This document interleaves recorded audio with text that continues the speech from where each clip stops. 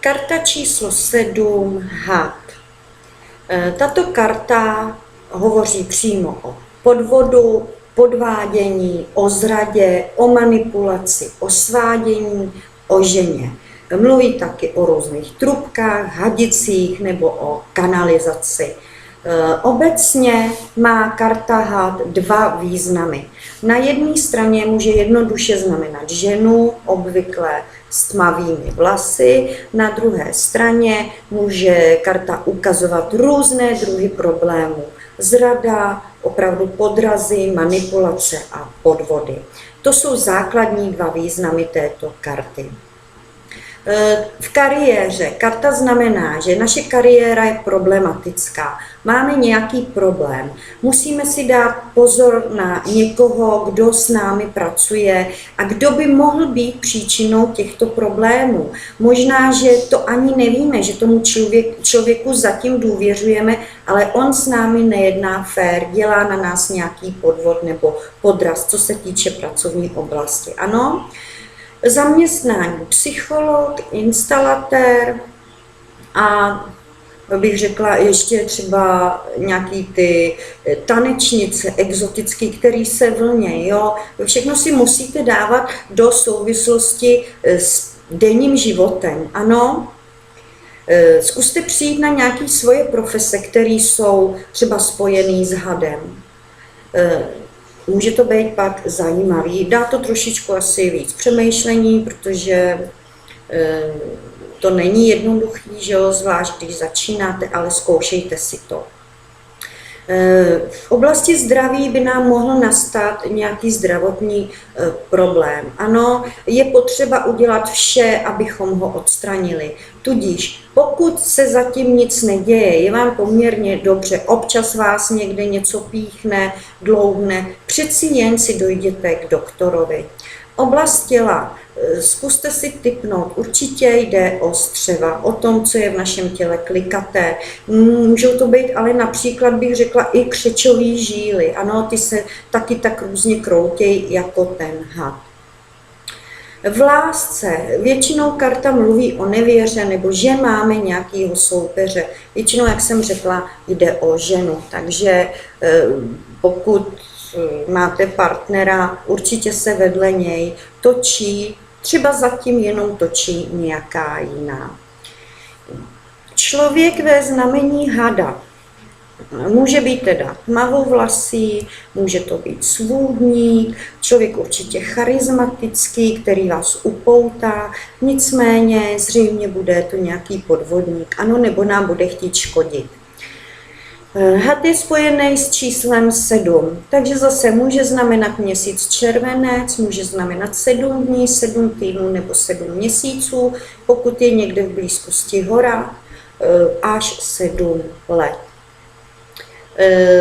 Zase pokud byste chtěli věštit z těch karet podle obrázku, tak na některých je teda znázorněna dáma, takže která představuje zase nějakou tmavou vlasou ženu, která je vážná, inteligentní nebo vlivná. Ne dáma, ale královna. Ano?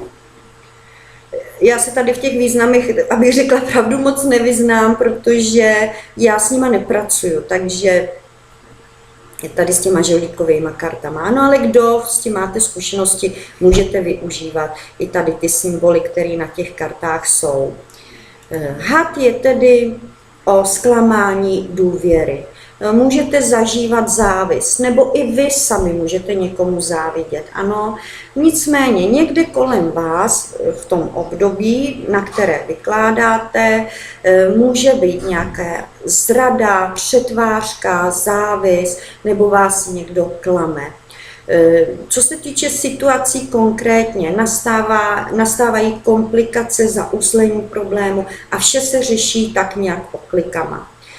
Člověk musí být opatrný a rozvážně jednat, promýšlet si ty kroky, které musí udělat. Had je ale symbol moudrosti, životní síly a transformace. Na to je potřeba taky brát zřetel. Ano, Had je jedna z karet, která představuje nějaké vlivné osoby v našem životě nebo v životě tazatele. Já mám hada spojenýho s matkou, protože představuje ženu. Ano, medvěda s otcem. To je další autorita v našem životě, takže medvěd pro mě znamená otce, had je pro mě matka. Význam karty. Takže karta nám určitě nás vybízí k nějaké opatrnosti. Něco kolem nás v našem okolí je špatné, jsou tam lži, intriky a karta jasně říká, dejte si pozor na, a další karta, která je za tím hadem, vám řekne, na co si dát nebo na koho si dát pozor.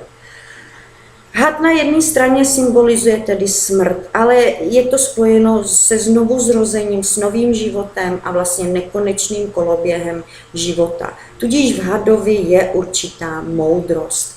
Had symbolizuje nebo stělesňuje závistivou a úkladnou povahu, která se snaží zalíbit se všem, říkat věci zase, aby se zalíbily, nicméně má svůj cíl a zatím si jde takzvaně přes mrtvoly. Jedná se tomu člověku jenom o vlastní prospěch. Karta tedy nám radí, aby jsme byli bdělí, dávali si pozor na lidi kolem nás, v našem okolí a zejména pokud je ještě dobře neznáme. Pozor na přátele, kteří nám závidí. Ano, vždycky bychom měli zvážit, pokud si vykládáte, vyjde vám had, co komu řeknete, protože už víte, že někdo ve vašem okolí to s váma nemyslí dobře, vy mu svěříte nějaké svoje tajemství nebo co nechcete, aby se vědělo a ten člověk to vypustí nebo to použije pro svůj prospěch, aby vám uškodil.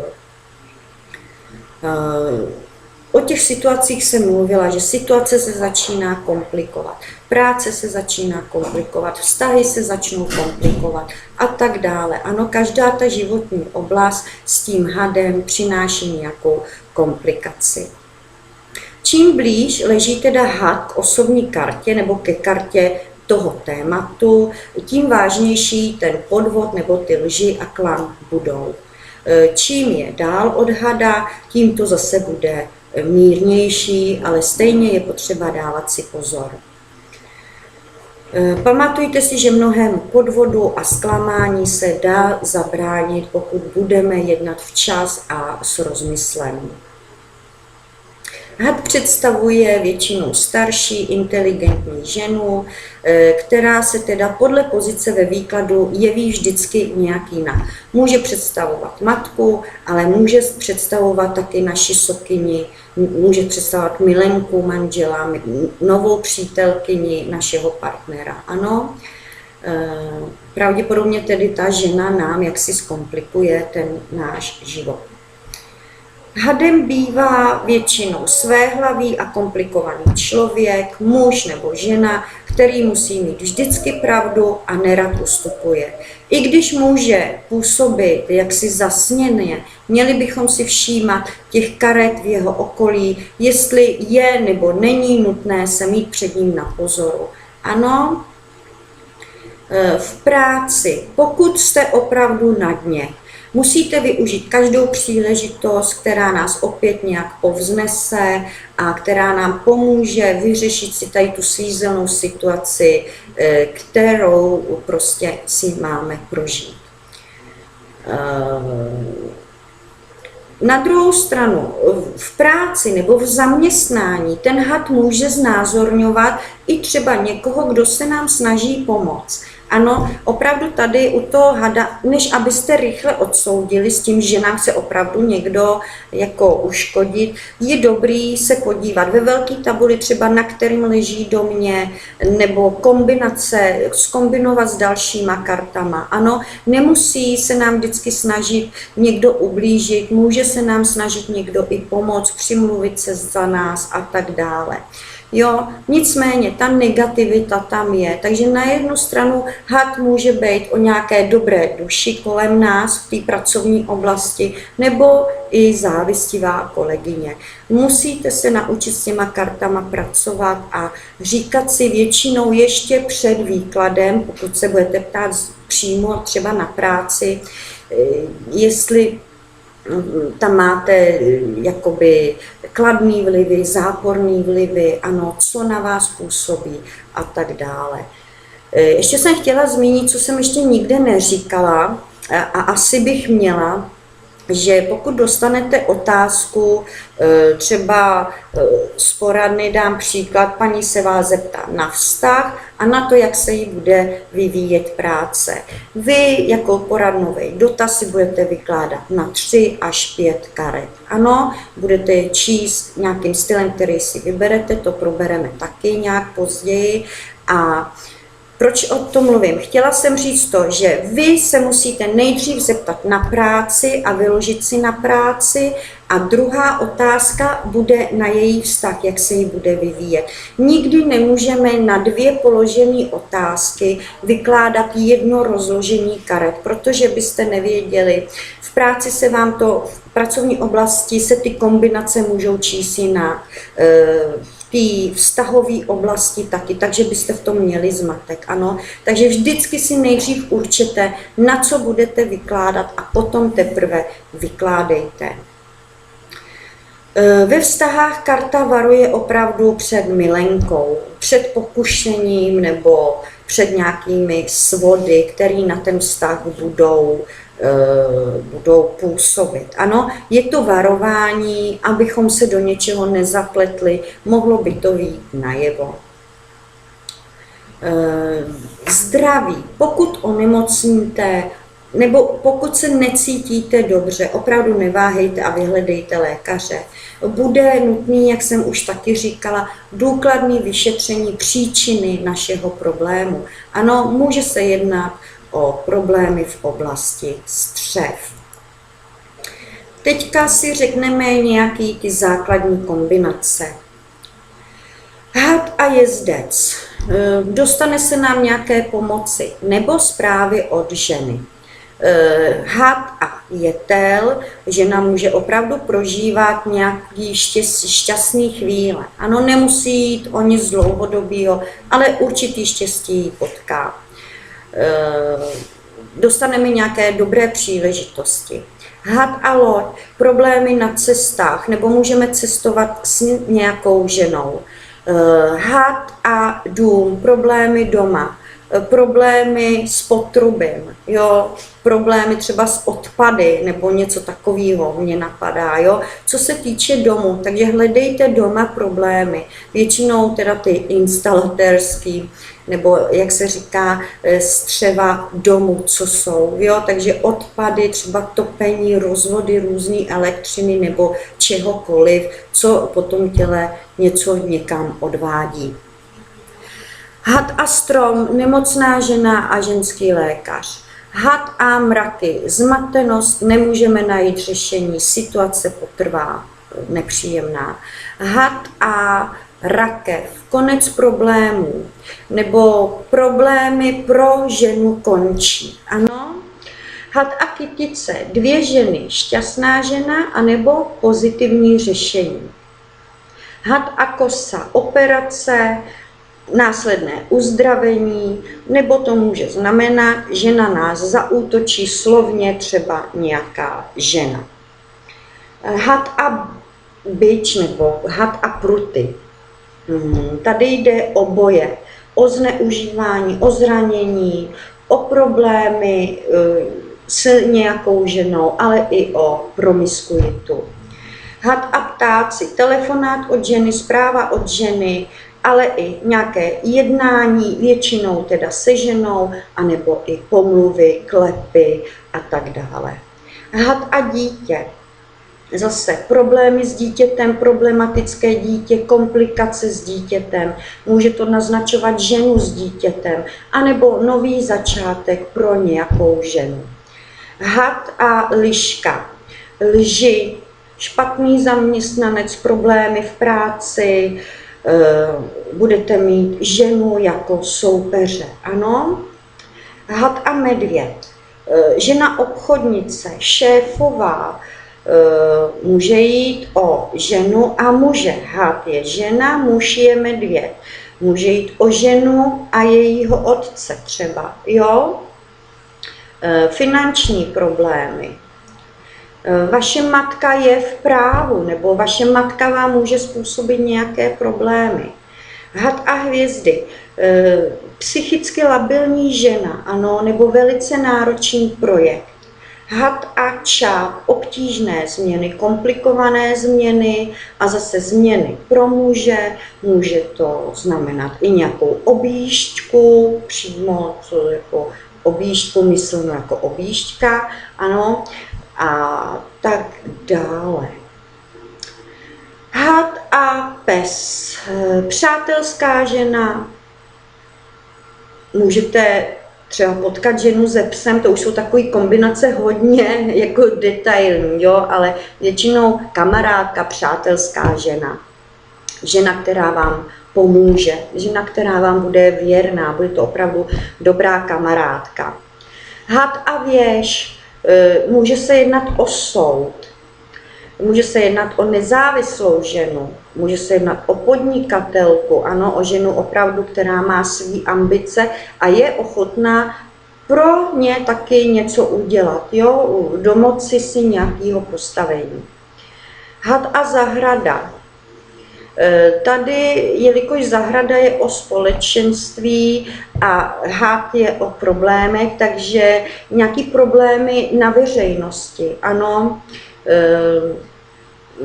Může jít o ženu, která působí třeba v nějaké reklamní agentuře nebo někde, kde funguje styk s veřejností. Může jít taky, že ta žena, ta tazatelka je hodně na očích veřejnosti, hodně ji lidi třeba kritizujou nebo soudějí, ano, nebo je prostě veřejně činná nějak. Had a hora. Problémy, které máme, budou opravdu trvat nějakou delší dobu. Jsou tam velké bloky a nejdřív asi bude třeba ty bloky odstranit a teprve potom ta situace začne nějak volněji plynout. Had a cesty, nejistota, utíkat před něčím, skrývat se, a to třeba jenom myšlenkově, jo? Nemusí jít přímo, že budu před někým tamhle utíkat, ale spíš tak jako po té duševní stránce. Ukrývám svoje problémy, nechci o nich mluvit, i když vím, že kdybych třeba promluvila, takže by se věci vyřešily. Had a myši. Věci se budou zhoršovat. Žena nebo tazatelka něco ztrácí. Duševní úzkost, stres, ano, a opravdu tady je to o takové úzkosti. Had a srdce, milenka, ex-přítelkyně, jo, nějaká ta žena nám bude zasahovat do života. Podvádění, svádění, nová láska, samozřejmě ne k nám, ano, nová láska našeho partnera k někomu jinému. Had a prsten, to ukazuje na nějaké odhodlání. Ta žena, kterou představuje had, je velice odhodlaná, nicméně je schopná udělat i nějaké kompromisy. Had a kniha, nepříjemné tajemství, žena nám něco může tajit, nebo tazatelka něco tají. Had a dopis. Had a dopis, zpráva od ženy nebo špatné zprávy, zprávy, které nám zkomplikují nějak naši situaci. Had a pán, podvodník, potížista nebo muž, který má milenku. Had a žena. Zase žena s nějakýma tmavšíma vlasama, může to být podvodnice, lhářka, žena, která nám lže. Ano, a zase může jít i o kombinaci dvou žen, had jako žena jako taková a dáma je vlastně ta druhá žena. Ano, takže může jít o dvě ženy. Had a lilie, jde tady o sexuální vztahy, o sexuální záležitosti. komplikovanější třeba. Ano, to je zase široký spektrum. Z okolních karet si určíte, co a jak se kde děje. Had a slunce. Úspěšná žena dokáže vyřešit své problémy, ano, nicméně může žít nákladným způsobem života. Had a měsíc, iluze, klam, na druhou stranu i úspěšná žena ve smyslu popularity, ano. Had a klíč, štěstí, úspěch pro ženy, ženy nacházejí řešení svých životních situací. Had a ryby, obchodní nebo finanční potíže, problémy a takové ty záležitosti budou oklikou. Nicméně ta žena tedy dostane svoje peníze, je ta druhá možnost. Ano? Had a kotva, nejistota, že se žena usadí. Jo, ta žena není schopná vést klidný rodinný život v tom stylu, že ráno vypraví děti do školy, půjde do práce, stihne uvařit v oběd, vyzvednout děti do školy, udělat s nima úkoly, jo, a tak dále, a den co den. Tohle ta žena asi bude pro ní těžký zvládnout. Nemusí to být tím, že nechce, ale může to pro ní být problém. Had a kříž, velice zatížená žena, zatížená, myslím, spíš duchovně, má tam nějaký karmický uzlíky, který je potřeba řešit, má tam nějaký bloky, může jít taky o nějaký druh zneužívání. Takže to bylo o hadovi. Had tedy znázorňuje většinou ženu a komplikace. Jo, takže takový dva body, který je potřeba si s tím hadem zapamatovat. Jakmile budete mít tady tu kostru, nebude už pro vás tak těžký, když vám karta vyjde ve výkladu, abyste si odvodili z toho nějaké kombinace a nějaký ten příběh vytvořili z těch karet.